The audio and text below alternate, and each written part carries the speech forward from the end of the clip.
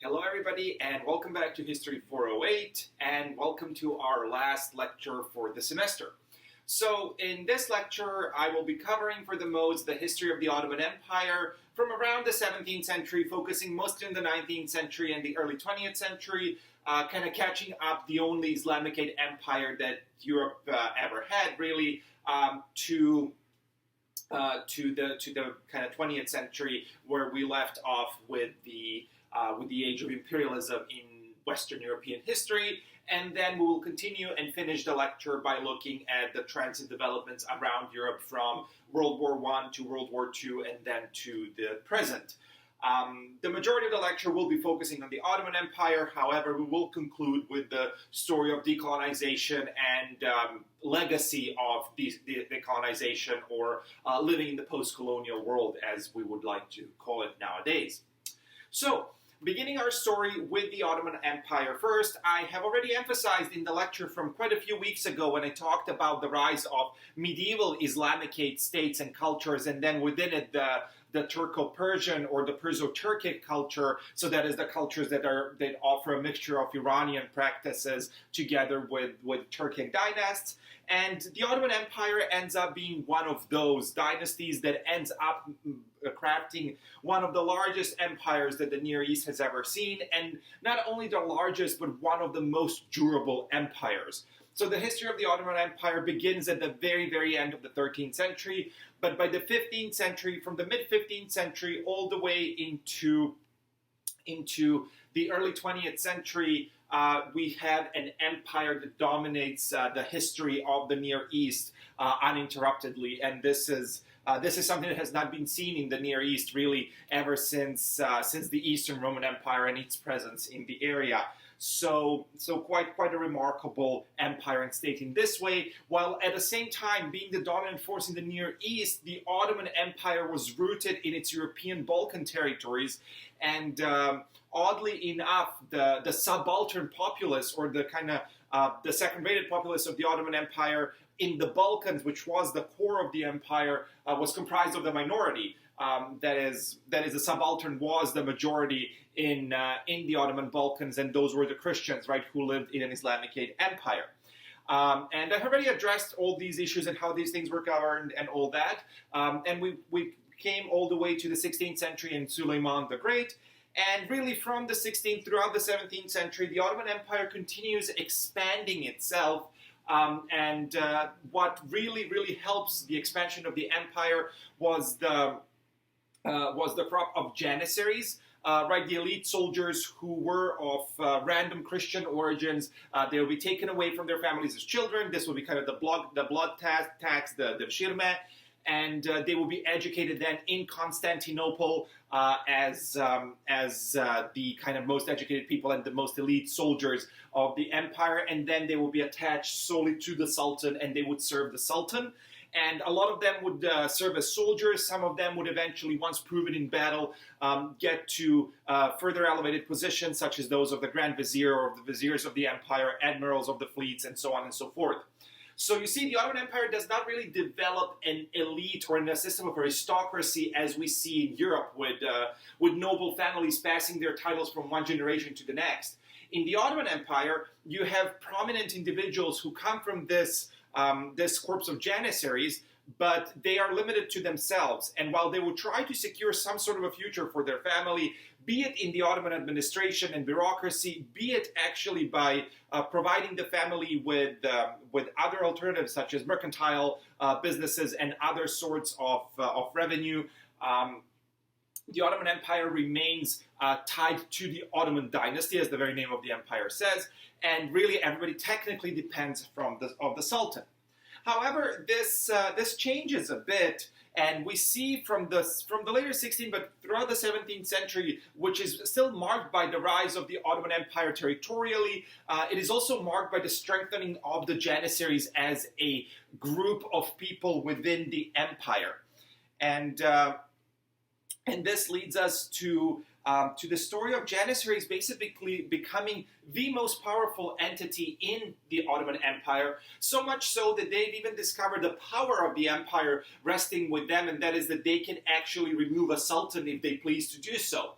which happened for the first time in the 17th century, in the early 17th century, when a young sultan by the name of Osman II took over the throne, and he was, in an odd way, trying to organize a big expedition against the Persian Empire at the time, and he was trying to circumvent the Janissaries as much as he could because he wanted to weaken them, and the Janissaries would not take this, and actually they killed the young sultan and elected the next sultan from the Ottoman dynasty. So this was a first time we see Janissaries actually actively taking this role of group that has the power to eliminate a sultan and doing it so willingly. Then again, the old sultan was restored to power, and then soon enough a new sultan was elected, not through the sole will of the Janissaries, rather to the will of grand viziers and the influential women from the imperial harem. However, you see that the Janissaries have an active role in the power struggle throughout the 17th century and into the early 18th century. But if the 16th and the 17th centuries were marked as the centuries of massive expansion of the empire, and also with this expansion, the empire was slowly figuring out how to administer all of these conquered territories. Granted, the Ottomans relied heavily on both Iranian and Perso-Iranian traditions in governing the empire, as well as the Byzantine ones, which they adopted while conquering Byzantine territories throughout the 14th century and the 15th centuries.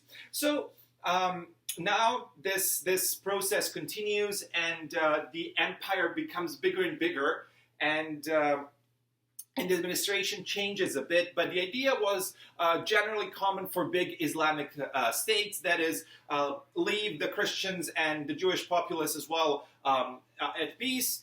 They can do their own thing as long as, Islam is preferred, and of course they would have to pay some sort of maintenance tax for their religion of the book that was not Islam. But other than that, Christians proliferated freely throughout the Balkans. We do not see massive conversions, forced conversions happening. And really, if you look at the history of the Balkans, even after the withdrawal of the Ottomans, granted, a lot of Muslims moved into the remaining Ottoman territories and then into the Turkish Republic, but the majority of Muslim populace can be only found in Bosnia and Albania. In all of the other countries, you would see traditional Christian denominations still dominating the landscape, at least traditionally. So, with this in mind, the empire grew further, and in the 18th century, it stopped growing. It kind of reached its limits. But the 18th century is actually marked by a relatively peaceful period for the empire. Granted, major wars were still fought, far from it. But the 18th century is marked by the term that is usually marking just the first part of the 18th century, but can be more or less applied to the longer period of the 18th century, and that is the so-called tulip period, or basically the time period when the elites was really enamored with such pastime activities as gardening tulips, specifically, that were becoming popular in Europe as well. And tulips were being exported from the Ottoman Empire to the Netherlands, where they really became kind of a thing, and actually the symbol of the country. But originally tulips come actually from this part of the world where the Ottoman Empire was. So there is this tulip craze, and then there is the whole name of the tulip period, which basically means the elites like to enjoy themselves. On top of that, this is the time period when the elites started for the first time looking towards Europe, not necessarily wishing to copy Europe in any way, but rather looking at the standards and trends in Europe, on European courts, what the European elites were doing, and some of the things they would then adopt to the Ottoman Empire and and adjust them to the Ottoman sensitivities. However, by doing so, the Ottomans still kind of retained their position of the superpower as they saw themselves being. And nothing really changed. Even after the tulip period was over and the Sultan, who was heading this period of kind of extravagant luxury for the elites and then really not much else for the people, ended in the first half of the 18th century, the kind of peaceful period continued, and this idea of looking towards Europe for some things continued throughout the 18th century, which probably marks kind of the zenith of the Ottoman Empire, right? So the Ottoman Empire is at its greatest extent, and also economically, it is still quite strong and viable. However, the situation changes towards the end of the 18th and really in the early 19th centuries, when we see sultans trying to, first of all, change the image of themselves as the rulers of the Ottoman Empire, and secondly, they try to change the way the empire is ran, really. And this starts with a sultan by the name of Selim III, who reigned from 1789, so a year easy to remember, the French Revolution, until 1807. So Selim III was the first sultan who basically changed the official rhetoric of what the sultan was doing. So Ottoman sultans, basically from Orhan, son of Osman I, all the way to Selim III, like to take pride in themselves as major military leaders and conquerors of territories. And truth be told, a lot of Ottoman income in the state budget did come from these conquests, right? So by including other peoples and other kingdoms and states' treasuries into the Ottoman one, by the spoils of war and other means, the Ottoman Empire was always rich enough to have a surplus of goods. And we see this even in the 16th and the 17th centuries, when the Ottomans would suffer a great loss, say of their whole fleet almost, against the unified fleets of Castile and Aragon, France, many Italian places, as well as England. We would see that the Ottoman Empire would be able to recover militarily within a year and actually strike back. This is because the empire was in the constant movement of expansion, meaning more goods were coming into the empire, substantial goods. And on top of that, yes, taxation and censuses, for which the Ottomans were quite good, and they actually kept regular censuses of the populace, just like the Romans did before them. So they picked up this tradition and even perfected it further in the early modern period. However, this changes with Selim III, since throughout the 18th century, not many conquests were made. Some minor territorial losses happened, and the Sultan changes his official picture from the conqueror or a mighty conqueror to the protector of the people. And by doing so, he also pushes towards the modernization, and he's probably the first sultan that looks at more or less successful European models now that exist, be it post-revolutionary France with the rise of Napoleon, be it the United Kingdom, and he was looking specifically at the ways that these states adjusted to the new sensibilities amongst the people, how they use them, how they monopolize them, and how, especially in the case of Napoleon, somebody who would be more or less an absolutist ruler, such was the Ottoman Sultan, was able to master the troops and basically have a faithful group of soldiers around him, right? And so from the conqueror to the protector, this is the new image of the Ottoman sultans, right? They protect the realms of the Ottoman Empire. They protect the realms of the caliphate because they were caliphs since Selim II in the 16th century. By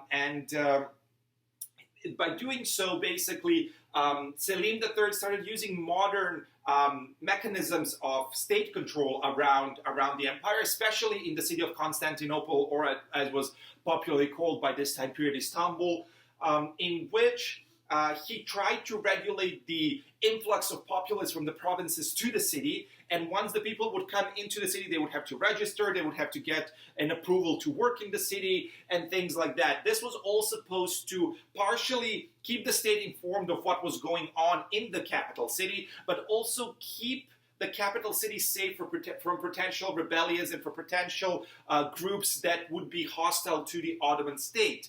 Because from the late 18th and in the early 19th century, we see the rise of nationalism and nationalist ideas being thriving actually throughout the Balkans as well as in the Near East.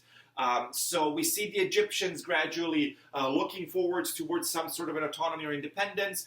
We see the same thing happening in Greece, which will culminate in the 1820s. The Serbs are doing the same. And basically you see that different groups are trying to split from the Ottoman Empire. And granted, the Sultan wants to avoid this happening in the capital city itself or any sort of kind of insurrection happening there. So you have basically state patrol and policing of the populaces in Istanbul, which is one of the characterization of the early modern period in Europe in general, right? writing down data, collecting data on the populace, writing it down, doing the math. How will this work? How will this not work? Who's in the industries? Who's not? How can you do this? What is happening with the families? What's the procreation rate? Is this good? Does it need to be higher, lower? All of these statistics are already being done in Europe, and now the Ottoman Empire starts doing the same. But what really cost Selim eventually his reign was his intention to demilitarize the Janissaries. And he proclaimed his new order of the world, as it was called in Ottoman Turkish, Nizami Jadid, which was supposed to weaken the Janissaries and actually establish more like European standard armies that would be drafted from the people in general and not from a specific corps of Janissaries who would get education and access to the Sultan and the court immediately. So in doing so, he actually, again, aggravated the sentiments amongst the Janissaries, who were by this point not only the major military crop, but because they were actually trying to secure their families for the future and all that, they actually ended up controlling all of the economy of the empire, such as trade, right? And basically the Janissaries gathered and killed the Sultan, and the next Sultan was then elected by the name of Mahmud II. Mahmud was quite careful in the beginning of his reign, but by 1826, he started an open attack, not just on the Janissaries, but on everything that the state looked like and that the state was. So from 1826, we see the removal of the Janissaries, and Mahmud manages to do this, not without bloodshed, but he basically exterminates the Janissaries and establishes a European-like army crop in the empire. So recruitment of people who will be drafted to join the army, and they will be drafted to serve the Sultan and the Ottoman state and the Ottoman Empire. The only caveat here was that the Ottoman Empire was a multi-ethnic empire, and even the state-sponsored nationalism that was happening in Europe, right? The French state would be telling the people of France in general what it specifically means to be French, right? No local interpretations of any sort. Same happening with the English people, with the Scottish people, with people in Spain and elsewhere. This could not really happen easily in the Ottoman Empire, because the Ottoman dynasty itself took pride of being of Turkic origins. However, they were very Persianite and everything else in their ways, so they did not actually favor the Turks in any way in the empire, right? And rather, even in the Ottoman censuses, the Turk was usually used for nomadic peoples of Anatolia. Most of the elites, and as well as the sultans by now, who would be marrying or having concubines from mostly Balkan territories, were actually ethnically not Turkish, right? So they would usually be Greeks, Albanians, the Serbs, Croats, so on and so forth, of origin, and then they would become Ottomans, good Muslims and all that, but not necessarily Turks. So nationalism as a thing did not really go well with the Ottoman perception of the world and how the state ran. But still, Mahmud insisted on modernizing the state and entering the period of so-called modernity, right? By creating this sort of census-controlled state, state present in the lives of the people, state providing care for these people as well, and also the rapid period of modernization starts after the limitations to the Janissaries and then the extermination of the Janissaries in 1826. And this is probably best represented by the ways in which the sultans depicted themselves. And as you can see here in the images, you see Selim III dressed as a typical Ottoman sultan, as you would imagine, probably an Islamicate ruler from the Near East. Mahmud II starts his reign with the same kind of outfit as you see here in the one picture, but then in 1826 he changes the dress code for the sultans, for the state officials, as well as for the people, prohibiting many of what was considered in Europe Oriental, quote-unquote, dress codes. That is something that would be kind of a code that it means this person is from the Ottoman Empire or from the Near East in general. And he introduced more European-like fashion, as you see in the other painting of Mahmud himself, who looks like a European member of the European elites. And granted, he retained the Ottoman hat, but this was the only thing that was retained. The turbans were suppressed. The huge garment, the kaftans of the Ottoman sultans and of the elites were also forbidden, and they were supposed to start dressing more European-like.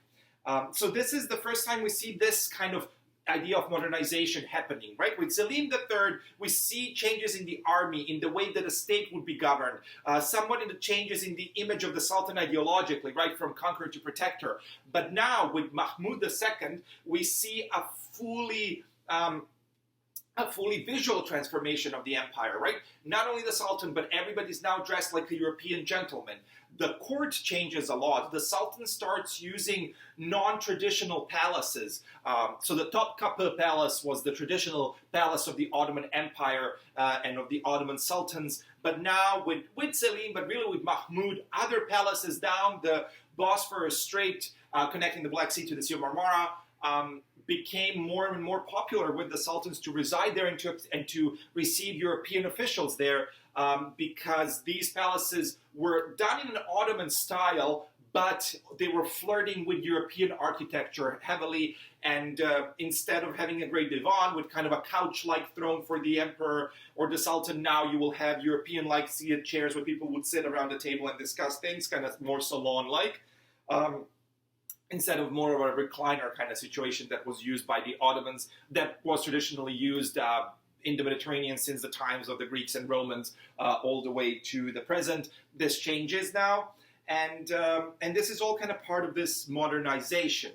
However, at the same time, while this modernization equaled Europeanization of the court, really, the Ottoman Empire was going through a rough period itself. So the reign of Mahmud from 1807 until 1839 saw the Greek rebellion, the Greek uprising, that is the Greek War of Independence, and the proclamation of Greece as an independent state, fully accepted by the European superpowers. On top of that, Serbia got its autonomy, Wallachia got its autonomy, so the northern outskirts of the Balkans basically gained their autonomy from the Ottoman Empire and basically governed as independent states.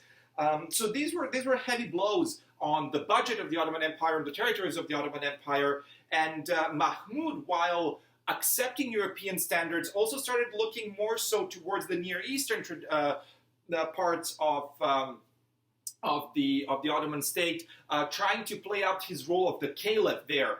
However, this did not really work, and Egypt itself, under Mahmud Ali, actually went to its own rebellion and managed to get a full autonomy from the Ottoman Empire while nominally remained part of it. But then eventually the British managed to take it over and make it almost into a complete colony of the British Empire. So Mahmud's reign was marked by these major territorial losses, which made the Ottoman Empire far from a broken state, but from a rather shrank state when it comes to the direct control of the territories. By now, the Ottoman Empire controlled most of the kind of central Balkans into Istanbul, and then all of Asia Minor and the core territories of the Near East, more or less modern-day Iraq, Jordan, Syria, Israel with Palestine, and others. This would be the reign of Mahmud II. The reign of Mahmud II also saw the expulsion of the Greeks from the state administration. Many of the Greek speakers were usually connected to Europe, so they would usually serve as official translators and all that in the Ottoman Empire. They were removed from their positions under Mahmud's reign because of the Greek War of Independence. However, they were eventually reinstated, most of them, to their positions in the later time periods. And Mahmud died in 1839, and he was inherited by his son Abdülmecid I, who is considered to be the reformist sultan, but really he continued his father's policies, and his father had in mind of organizing a great tanzimat of the empire, tanzimat being a term that translates more or less into reforms, so the great reforms of the Ottoman Empire. And this really gets pushed by Abdülmecid I, with whom we see the idea and the word modernization being actually used in the Ottoman Empire. So he tries to completely de-Near Easternize, if you will, the Ottoman Empire and make it into very European-like looking state. And he does so by the major shifts in art and architecture, So while the local sensitivities are taken care of, most of the architecture gets to look like a modern European palace or a modern European street and things like that. So best example of this is probably the new official residency of the Sultans called the Dolmabahce Palace that was built by Abdul Majid, followed by similar copies of European-like buildings that were being erected around Istanbul. So, for example, here's an image of Çiçek Passage, kind of very French-like looking building now on Istiklal Street, a major pedestrian street in Istanbul. And the whole street actually looks more or less like a major European metropolis of the 18th, 19th centuries than it would as an Ottoman street with typical Ottoman or Near Eastern architecture. So this is what modernization meant in terms of day-to-day life. On top of that, military reforms were continued, and more of European weapons were now being bought by the Ottoman Empire to further substantiate the Ottoman troops and the Ottoman forces. And other than the military and architectural reforms, Abdul Majid promoted now a new idea that was supposed to suppress and basically not really engage with nationalism as its own, right? So Abdul Majid reformed all of the courts, saying that the Islamic courts are not valid anymore, and that there are now courts that are going to be based on the French civil code and how court structure works there. So basically now people, regardless of their religion, would have the same rights when they would go to the court, and not if one side is a Muslim and the other one is not, they would have to go to the Sharia court. Rather, everybody would be going to the secular courts now. And this was one of the reforms, and with this, the whole supranational, above national identity was promoted, and this is called the period of Ottomanism. So Ottomanism was supposed to suppress the idea of your own ethnic and national belonging, and it was supposed to promote the idea of everybody living in some sort of fraternity or brotherhood within the realms of the Ottoman Empire. And the Ottoman state is taking care of you, the Ottoman dynasty is taking care of you, and you develop those feelings of loyalty that you would to a nation now to the state of the Ottomans, right? And this is why it's called Ottomanism. So it doesn't care about your background, religious, ethnic, or otherwise. It simply cares that you are a good subject of the Ottoman Empire, and for that you will be taken care of. So this is a major idea promoted by Abdul Majid. Who actually pushed again for the further Europeanization, not just in the Balkans, but throughout the Ottoman Empire. And from what we see from the time period, for example, in Beirut, in Jerusalem, we see the rise of secular courts, secular lawyers, who would be of different denominations. There would be Maronite Christians, they would be Sunni Muslims, they would be Shia Muslims. So different groups were now different groups had all access to this idea of Ottomanism. Not that it worked completely, and nationalism still was kind of making dentures in the Ottoman Empire, and different groups felt as if they should join other independent states or proclaim their own independent state, and so on and so forth. However, during Abdul Majid's reign, the Ottoman Empire was able to assert itself again as one of the major regional powers in the area. And Istanbul was able to get kind of a makeover to make it look as a refined European capital, while at the same time the old city, so the part that was Constantinople, still boasted traditional art and architecture of the Byzantine and the early Ottoman empires. So the empire was able to show some sort of antiquity while also showing its own modernity. And this was kind of this is where the empire kind of hit the golden jackpot when it comes to how a capital city should look like. And after Abdul Majid, the whole Tanzimat continues, but people grow more and more fed up with the idea of an absolutist sultan. And eventually, in 1876, the Ottoman constitution is proclaimed by the sultan under the pressure of the elites, who now have the first parliamentary period of the Ottoman Empire, where the Ottoman Empire basically becomes a constitutional monarchy in the likes of that in the United Kingdom. And since 1876, for 2 years, we have a parliamentary constitutional monarchy, which was dominated by the rich elites, of course, who were the MPs, who would be the prime ministers and all that within the parliament. And the sultan's role was basically circumvented, as both legislative and executive power was taken almost fully away from the Sultan and was granted to the parliament. And while the parliamentarian side, this was the side of the elites that was concerned mostly with the state bureaucracy, so court judges, lawyers, and others who formed this parliament. Eventually, another sultan by the name of Abdul Hamid II managed to basically suppress the parliament, and 2 years after taking over the throne in 1876, he managed to dissolve the parliament, and from 1878 he ruled again as an absolutist monarch all the way until 1908. So this time period is marked by yet another upheaval of Ottomanism, and this time also Islamism in the Ottoman Empire. That is, Abdul Hamid figured out that he could not really rely on the Balkan populaces as much, and he started projecting an image of himself as the great caliph of the Islamicate world. And in this way, Islam was now used as a political kind of force again, not just as a religion in the empire. And Abdul Hamid, again, fully embroached in his own absolutist and Islamist ideas, started marginalizing specific other groups, less so in the Balkans, where, again, not many territories in the Balkans remained in the Ottoman control to begin with, and the ones that did had the majority Ottoman population, that is Muslim population, but in the Near East, where you had more of a mixed kind of type of populations, he started preferring one groups over the others, usually preferring the Muslim group over the Christian one. And this is where we see the first kind of conflict between the Armenian peoples who lived within the Ottoman Empire and the local other populaces that were preferred by Abdul Hamid.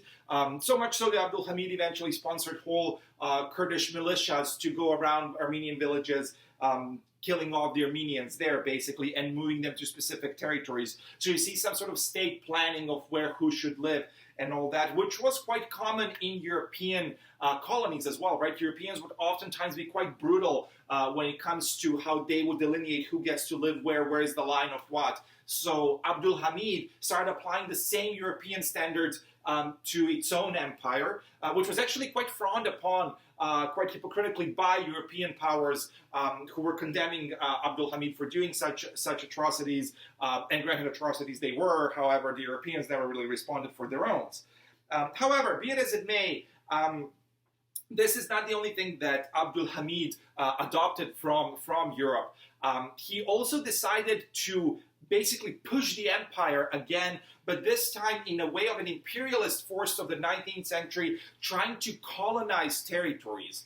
And his two main focuses were on Yemen, on the very south of the Arabian Peninsula, corresponding to modern-day state of Yemen, which was part of the Ottoman Empire, but eventually the Ottomans withdrew from it because it was not economically really viable or relevant to the Ottoman state in the 17th century. And now in the 19th century, Abdul Hamid makes a comeback for the Ottomans to Yemen, trying to colonize the area and basically make it into a colony, not an integral part of the empire.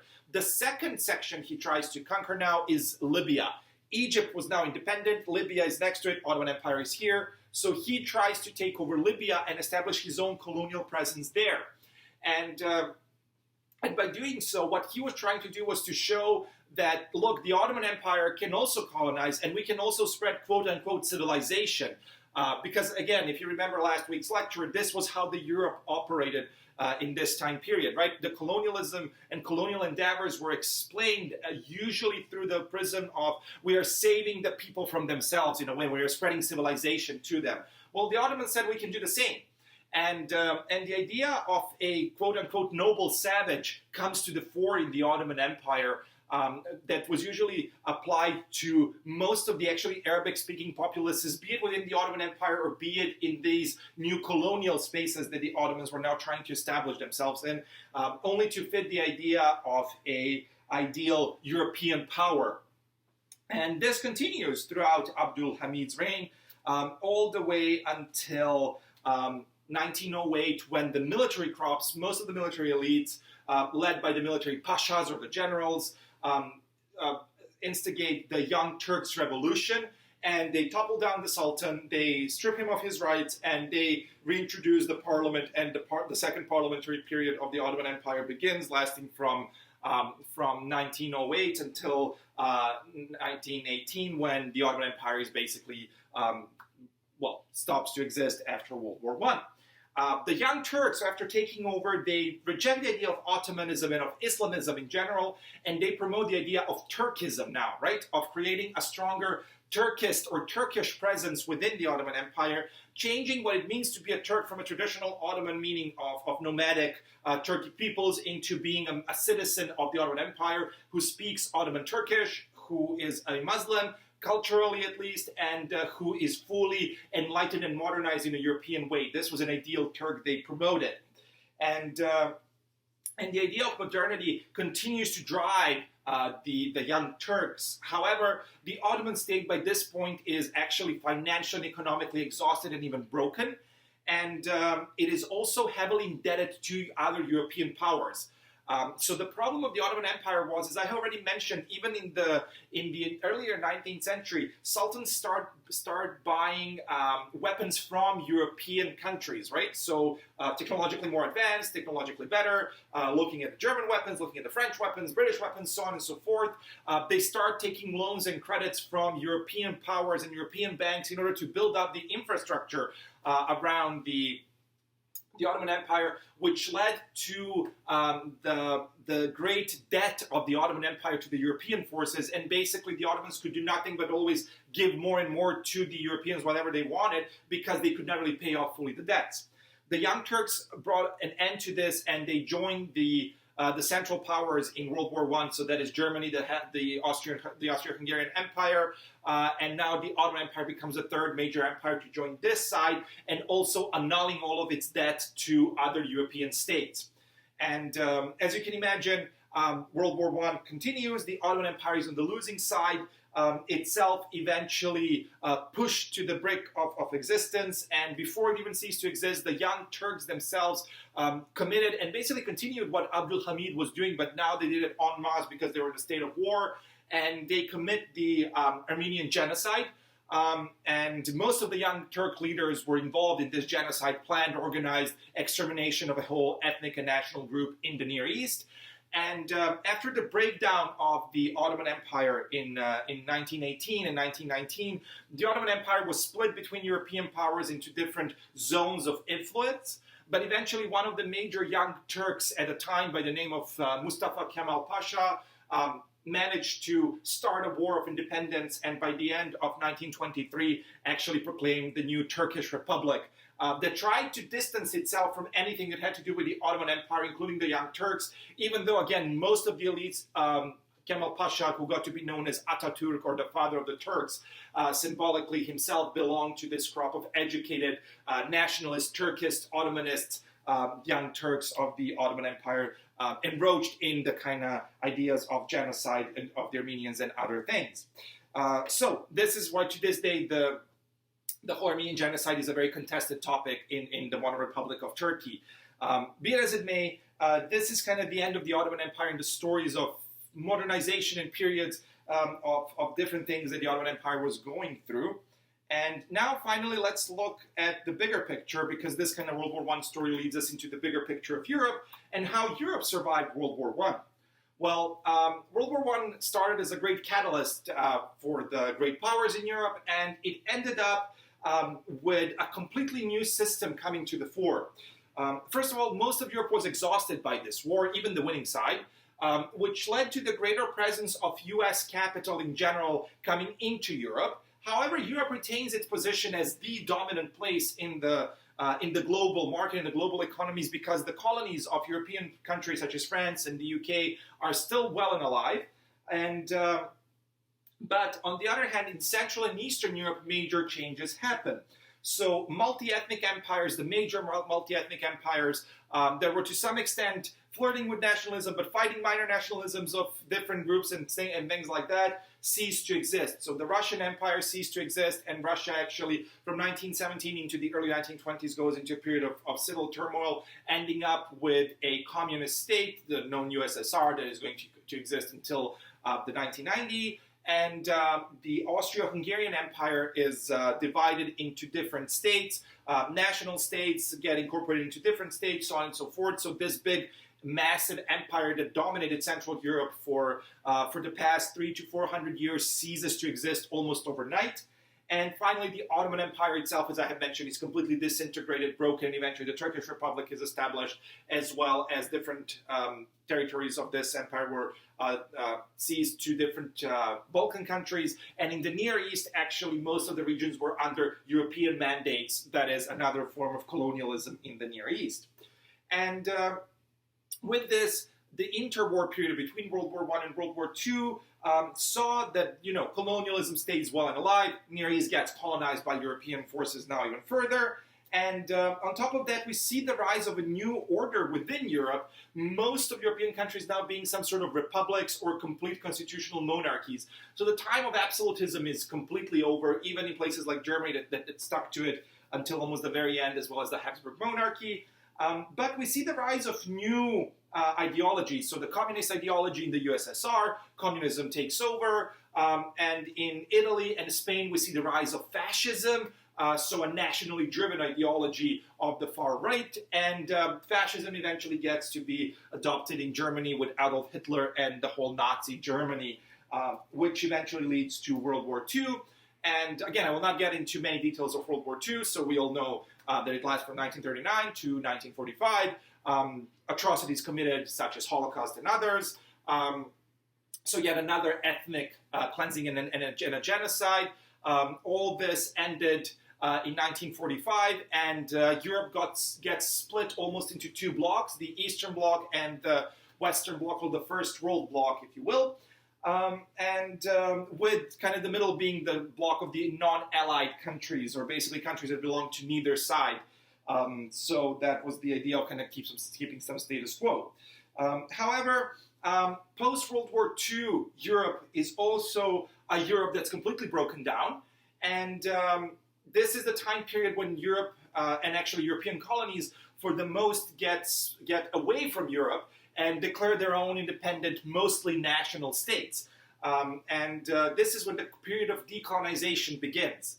And now, decolonization and ideas of it begin even before the World War II, the interwar period, when different colonial subjects actually start using basically European rhetoric and European perception of the world when it comes to nation states, when it comes to how you organize treaties, how you conclude deals, how nations are built, how education is organized.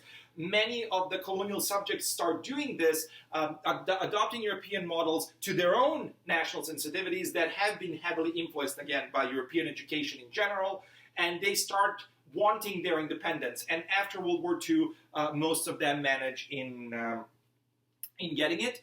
The biggest example is probably in South Asia with the formation of the state of India, and eventually after the 47 partition, that of Pakistan and eventually Bangladesh as well.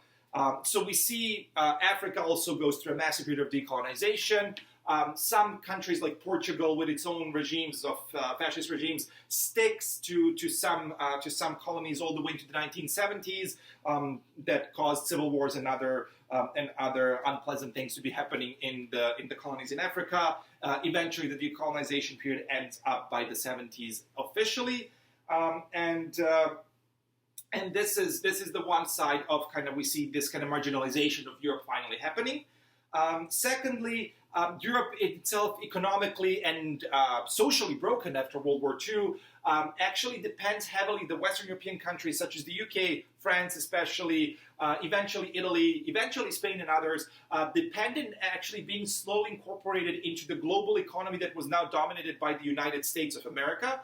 And nothing represents this better than the so-called Marshall's Plan, which was basically a plan to give basically loans you do not have to pay back to many European countries in order to boost their economies to boom again, their industries and their services to boom, in order for the United States to actually have a major market with which they can trade, right? And this is basically the world that we live in to this day, with the European Union eventually being formed from the 60s onwards, first as an economic bloc, now as some sort of an economic/administrative bloc that is dominating Europe, both the member and the non-member countries. And also, we see Europe being kind of propelled with the money coming from the U.S. through Marshall's Plan back to its feet, and basically becoming again one of the world's richest places with a thriving middle class, right? That can afford the goods that would be produced in the U.S. and in return started producing its own things to be exported elsewhere. And this is how basically the global economy worked from the US, European side all the way into the 1990s, when the situation started to change and we see new powers economically on the rise, such as China and others, creating a more polycentric world again. Be it as it may, with this, Europe gets to be fairly provincialized again in world politics. However, the legacy of European colonialism is still quite present and oftentimes awkward to address. But it is what it is, and it is important always to notice that it's easy to remove Europe from the center of the world, but the way that political thought of those people, such were Hobbes, Machiavelli, Plato, Aristotle, Mill, Marx, and others, has influenced the world is something we cannot just plug out, because our own cognitive system and the way we perceive the world, be it in Europe, be it in Canada, be it in China, be it in Australia or in Egypt, we will somehow get resolved to some sort of European mechanisms of thinking, right? Be it that we're talking about national states, nation states, national education, planned education, all things we take for granted nowadays. On top of that, in Canada specifically, right, the problems that have arisen with residential schools and other atrocities committed by colonial-like Canada still linger, but the whole reconciliation process and the whole discourse around it is done in a very European manner, or that is, in the manner of the European political thought, right? Contracts are mentioned, ceded lands, unceded lands, all these discursive terms used are now embedded in the everyday lives of the First Nations as much as the settler populations in Canada, who use it to communicate with one another and amongst themselves. And again, this is something that we take for granted, but also the problem is that while decolonization can happen in terms of territories and economies and all that, the global political thought that was imposed by European colonialists remains dominant throughout the world, and the ideologies and the way of thinking remain prevalent around the world, and of course are transforming and are moving to be something else, but essentially it is this kind of colonial impetus that brought them out globally, and this is something that we have to be dealing with. And your last reading for the semester, the Deepesh Chakrabarty's piece on provincializing Europe, or the intro to the book, tries to address this issue and at least open a conversation about it. So a very, very important read, I think, and so pay special attention to it. With this, we are done with the lecture, we're done with the semester, so I thank you for your attention, both for this lecture and for the other ones throughout the semester, as well as for being active in the tutorials. So I will be seeing you in the one last tutorial, but again, thanks again, and bye.